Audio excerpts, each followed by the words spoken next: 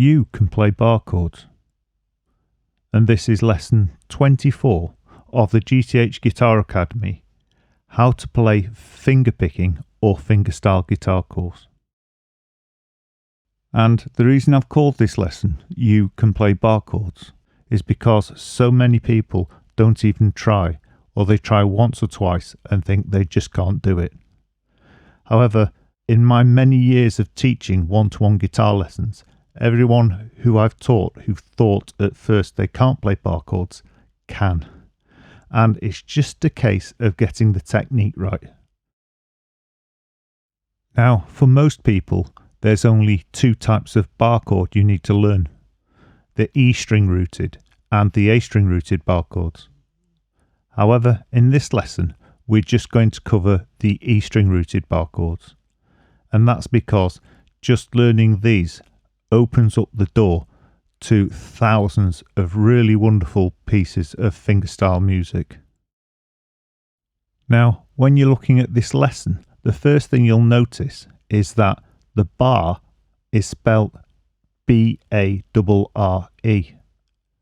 And that's because it's not bar as in a metal bar or creating a bar across your guitar. It means closed. Now, when you play a string with no fingers on, this is an open string.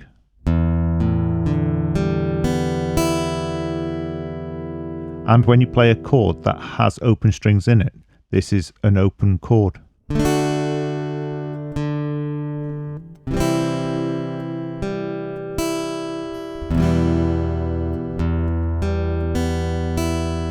So a bar chord is one which doesn't contain any open strings. But saying that, you can have a half bar chord which is partially closed and partially open. It's also worth me pointing out that more and more these days I'm seeing the word bar spelt the English way, B-A-R, because people consider it to be a bar. Right, before we take a look at the different bar chord shapes, let's just try and hold down the strings with one finger. And we'll look at the correct technique to holding down the strings. And then, hopefully, if you've tried bar chords in the past without success, knowing the correct technique will make them a lot easier. Right, let's get started. The correct technique for playing bar chords. And to get the most out of this particular lesson, I really do suggest you have your guitar on your knee, and then you can copy what I'm doing and see if it works for you. So we'll start with the bar in the 5th fret, and we'll start with the position of the thumb, because it's really important that your thumb is around the guitar neck towards the floor, and not towards the ceiling and too far around the back of the neck. And this is because if you have your thumb too far around the neck, you'll find that you can't get a straight finger. Watch what happens as I move my thumb around the neck of the guitar.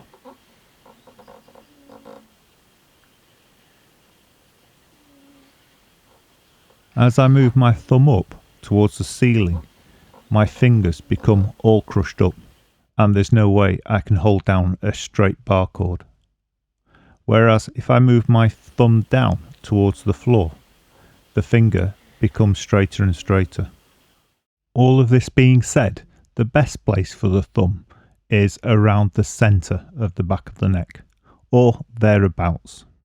Now, it might feel a little uncomfortable at first, but trust me, you will get used to it if you practice it. And this leads on to the second suggestion, which is also to do with the thumb. And that is, there is a strange psychological thing that goes on when you're holding the neck of a guitar. And people who are having trouble pressing the strings down tend to put more pressure on their thumb than on their fingers. So you're actually, in effect, pushing your fingers away from the strings. So without trying to break your guitar in half, you actually want to make sure you're pulling back on the fingers and just supporting the neck with the thumb rather than pushing on the thumb. This will take a little bit of mindfulness, as you'll have to focus your attention on where you're putting pressure on the guitar. However, if you get it right, you'll get the best chords with the minimum effort, which is obviously a good thing. Right, let's take a look at the front of the guitar now and the finger itself. Now, a common mistake I see when people are trying to create a bar chord is they tense the finger up.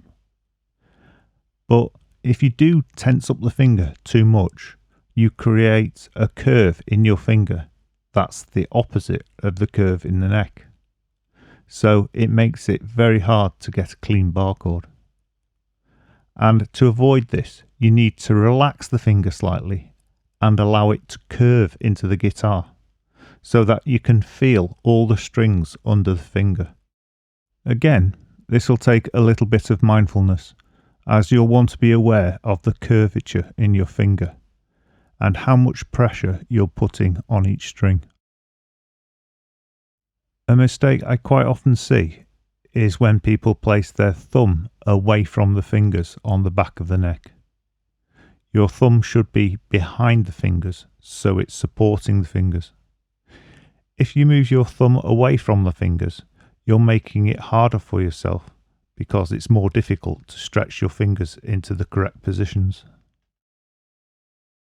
Now, the finger, most of the time, should be slightly on its edge, and this can make a big difference to the bar chord. However, I've taught a few people who find it a lot easier and get far cleaner chords with the finger completely flat. So if you find you're not getting a clean chord, it's worth playing with the rotation of the finger to see if you can find somewhere that is better suited to your style of playing. The last thing to watch out for is to make sure that the finger you're using to create the bar is completely parallel with the frets and it's not going off at an angle. Now, if your finger is going off at an angle, it can cause two things. One, some of the strings might be muted because you're not completely between the frets. And two, it might make it more difficult for you to place your fingers down correctly so you can play the full bar chord. Let me demonstrate. If I move my finger so it's at an angle to the frets and then try to reach the bar chord, my third and fourth finger either can't reach at all or find it very difficult to reach. Now, if I rotate my whole hand so that the finger is straight between the frets, the other fingers can reach far more easily. Also, if you have been having trouble playing bar chords, this might give you another idea for adjustment, because if your hands are at the wrong angle, you'll be finding it very hard to play, whereas by rotating the hand, it makes it far easier to play the chord. So, if you have been trying to play a bar chord without success, it'd probably be a good idea now to pause the video and play around with the different suggestions I've given you to see if you can get a good bar chord. A question I'm asked quite often is how far up should the first finger or the bar finger go? And this really depends on the length of your fingers. If you've got long fingers, you might find it easier to just have the end of your finger on the guitar, so your first finger is quite low down. However, if you've got very short fingers, you might find it easier to play with the first finger or bar finger further up, so that the fingers can reach more easily.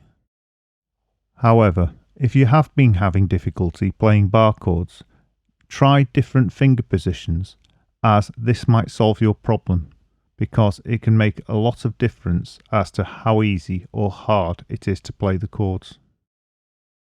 If you do get the perfect bar chord, but it feels really uncomfortable, don't worry about it, persevere.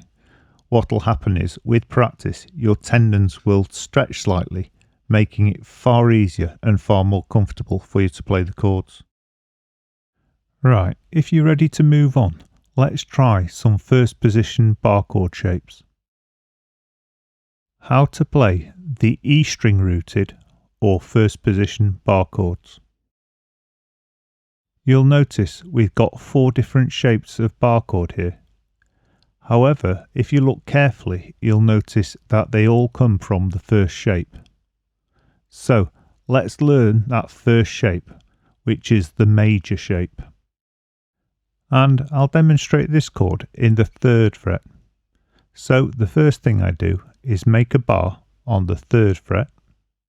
Then I'll place the 2nd finger on the 4th fret of the G string. Next I'll play the 3rd finger on the 5th fret of the A string. And finally I'll play the 4th finger on the 5th fret of the D string.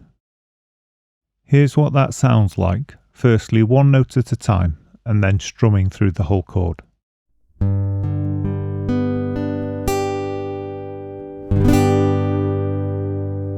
Right, let's see how that's played one more time. Firstly, make a bar on the 3rd fret. Then place the 2nd finger on the 4th fret of the G string. Next I'll place the 3rd finger on the 5th fret of the A string. And finally I'll place the 4th finger on the 5th fret of the D string. And here's what the chord should sound like, one note at a time and then strummed.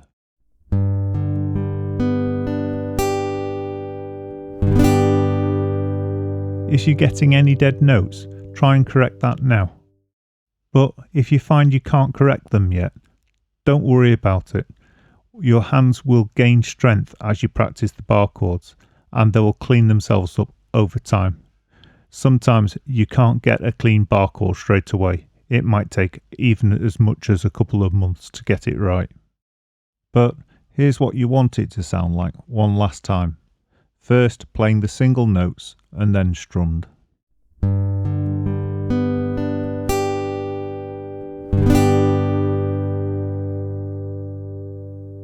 Even if you can't play the major shape yet, let's take a look through the other shapes, and then you'll be ready to play them when you can play the major shape. Now, an easy way to remember the chord shapes is to find them from the major shape, and here's how you do that. Firstly, to find the minor shape, you simply take the 2nd finger off the major shape, and there it is.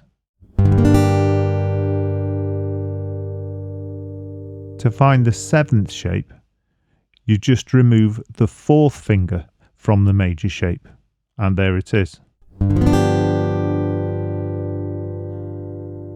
To find the minor 7th shape, you can take the same fingers you took off for the minor and the 7th, so you take the 2nd finger and the 4th finger off the major shape, and there's the minor 7th shape. Let's see that again, showing it on the guitar as well. If you play a major shape and then remove the 2nd finger, you've got the minor shape. If you place that back again, so you've got the major shape, and then remove the 4th finger, you've got a 7th shape. Finally, if you place the 4th finger back, so you've got the major shape, now you remove the 2nd finger to make a minor shape, and you remove the 4th finger, you've got the minor 7th shape. So you can see all the other chord shapes can be made from the major shape. So if you memorize that first, it'll really help you in remembering all the other chords. Right, let's take this one step further and turn these 4 chords into 32 chords. E string rooted bar chords. What is the root and how to use it? The root note is the note from which the chord derives, or in other words, which note gives the chord its name. So for example, A minor, the root is A. A 7th, the root is A. B, the root is B. C, C minor, the root is C, etc., etc. These chords are called E string rooted bar chords, which means they get their name from the E string. So once you know the names of the notes on the bottom E string, it'll open up the guitar so you know at least 32 new chords. And when you learn the names of the notes on the bottom E string, you're learning the names of the notes on the top E string at the same time, because they're exactly the same. They're just 2 octaves up. Now, I'm just going to show you what you need to know for this particular course. However, if you'd like to learn all the notes, I've done a video that looks in close detail at all the notes on the guitar with an easy way to remember them. And I'll put the link to that down below in the description. Right, let's take a look at the bottom E string. And obviously the open note is an E. And as we go up the neck, they're in alphabetical order. So E, F, G, A, B, C, etc. And we're just doing up to the 8th fret in this particular tutorial, and we're ignoring the sharps and flats.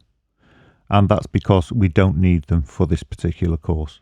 So what we have got is the F on the 1st fret, G on the 3rd fret, A on the 5th fret, B on the 7th fret, and C on the 8th fret. You'll notice that E and F are close together and B and C are close together, and this is a universal musical principle, and it's the same on every instrument. And strangely, in this particular tutorial, I don't really encourage you to have to memorize them, as you go through the course, you'll use these notes so much you'll get to know them naturally. So let's take a look at why we need to know these notes. Going back to the chords, you'll remember that the root of the chord is on the bottom E string, and that's the note that gives the chord its name. And we tried these chords in the 3rd fret, and therefore if you look at the name of the note on the 3rd fret of the bottom E string, that's a G. So if you play any of these chords in the 3rd fret, they're a G. G major, G minor, G 7th, and G minor 7th. Now, if you were to move the chord up to the 5th fret, they all become A's then. A major, A minor, A 7th, A minor 7th. And again, if we move the chord down to the 1st fret, which I'm doing because I need to warn you, it can be the hardest one to play. And the reason for that is that you're pushing against the nut. So the strings will seem tighter and the chord will seem harder to get. Also, the frets are wider apart. Anyway, in the 1st fret, the chords are F major, F minor, F 7th, and F minor 7th. Hopefully, you're starting to see the pattern here, in that you choose the correct fret for the chord you need, and the correct pattern for the type of chord you need, major, minor, 7th, or minor 7th. Right, let's just take a look at some very simple exercises to make sure you understand what I'm teaching here. E string rooted bar chord exercises. Exercise 1. For the first exercise, we're playing C major, A minor, F major, and G major, and then you repeat that as many times as you want. For the C major, you'll find the C in the 8th fret, and then it's a major shape. For the A minor, you'll find the A in the 5th fret using a minor shape, so you remove a finger. Then the F major is in the 1st fret and you use the full major shape. Finally, the G major is in the 3rd fret and again you're using the full major shape. Once you've become fairly confident with the chords, you can try speeding it up a little bit. And if your hand gets sore and your thumb and wrist, don't worry, that's quite normal. Just take a rest. And if you're not getting perfect chords yet, if you're getting some dead notes, don't worry about that either.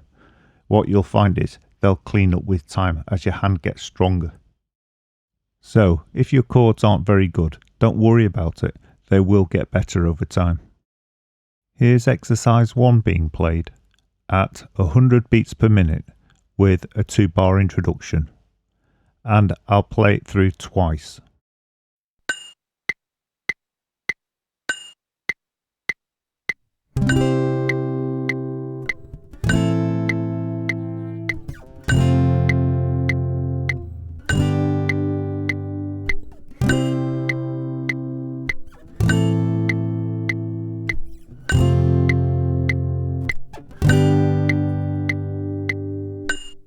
Here that is again, just in case you're ready to try and play along with it.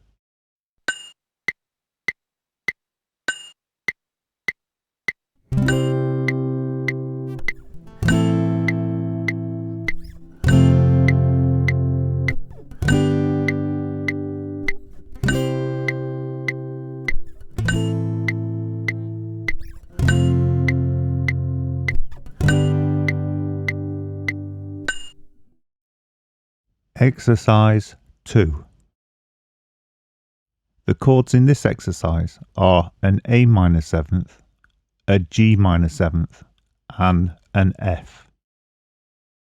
And to play the A minor 7th, we place the bar on the 5th fret for the A, and then you just have to put the 3rd finger on the 7th fret of the A string to make it into the minor 7th shape, or if you prefer, you can form the major shape and then remove the 2nd finger and the 4th finger.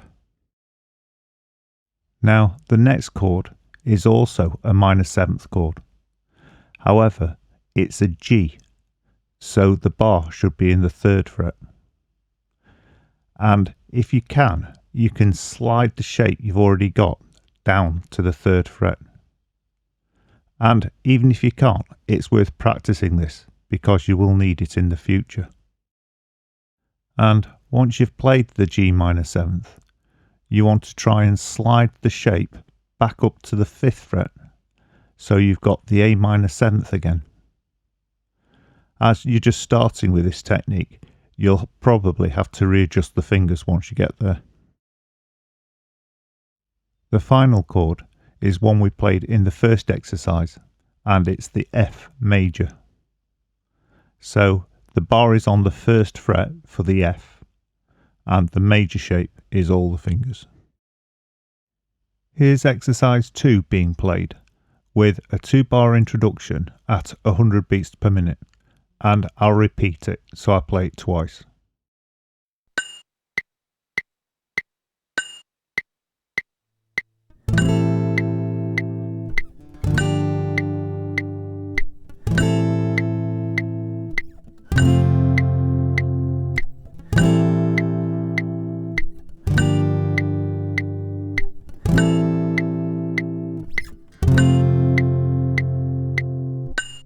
Here's exercise 2 again with a 2-bar introduction in case you want to try and play along. But don't worry if you're not ready yet, just keep practicing.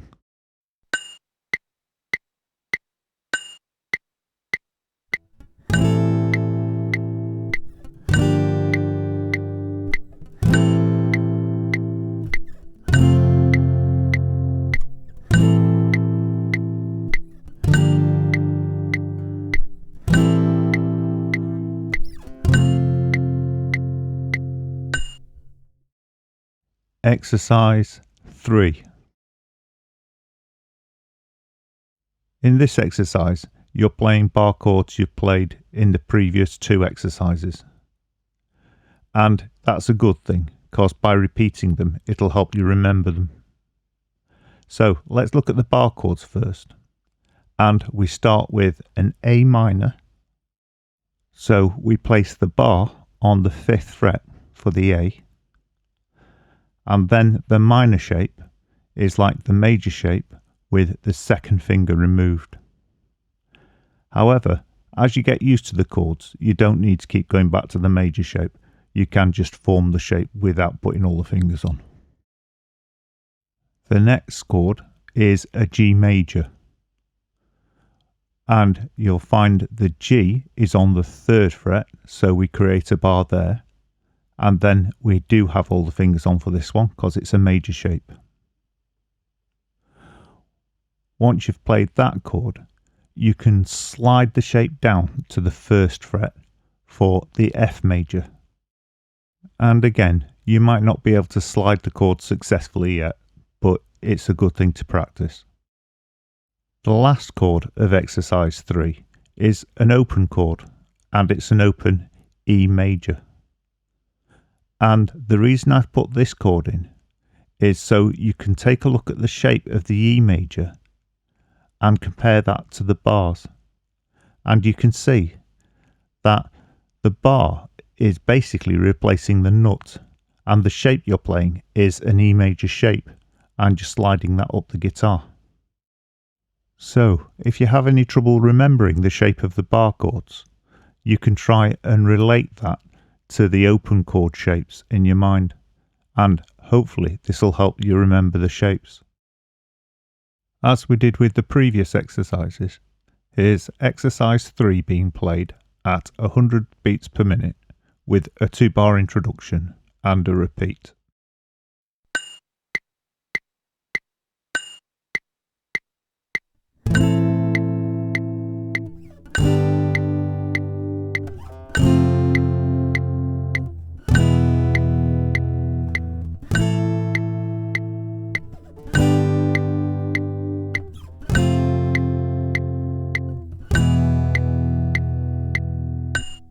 And here that is again, one last time, with a 2-bar introduction at 100 beats per minute.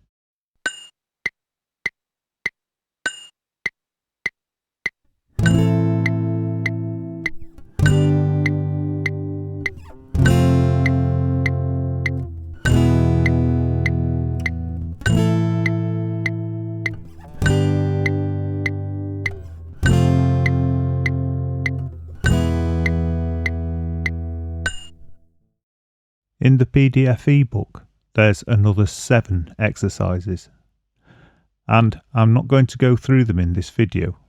It's better if you do them by yourself, because by doing that, you'll crystallize what you've learnt in this video, and it'll help you remember the name of the notes on the bottom E string and what shapes to use to play the bar chords. Because of this, you're really going to need the PDF ebook of this particular lesson. And how you can find that is you go to www.ebooks4guitar.com, then click on the Lessons tab, then select whether you're right or left-handed, and finally look for the fingerstyle guitar course, and then scroll down to this lesson, and the link is underneath the video. And as I've said, I'll make this lesson permanently free, as the information in this lesson is really important, and there's no way you'll remember it just from the video. This lesson is part of a complete course on how to play fingerstyle guitar, and you can find the link to that playlist down below in the description, or you can visit my YouTube channel and take a look through the playlists, because there's a few courses there, though this is the biggest so far. And if you enjoyed this lesson, and if you'd like to see more lessons like it, please like, subscribe, and hit the bell icon, and then you'll be notified when I upload new videos. By doing this, you're also supporting the channel, so the channel can grow and I can keep making guitar lessons. Thank you very much for watching, and I hope to see you again soon.